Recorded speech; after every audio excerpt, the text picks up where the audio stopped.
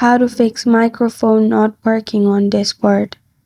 Hi everyone, it's Sophia to assist you today. Without any delay, let's jump right in.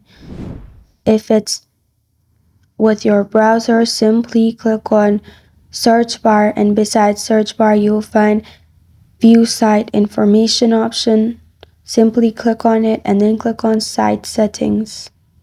You'll find this kind of screen pop up. In here, click on microphone and make sure microphone access is allowed. And if it's on your app on device, simply go to settings and go to privacy.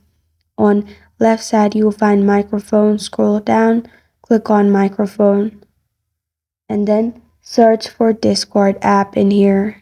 After you've found Discord app, if microphone access is not given, simply access microphone access and you're good to go. This is how to fix microphone not working on Discord.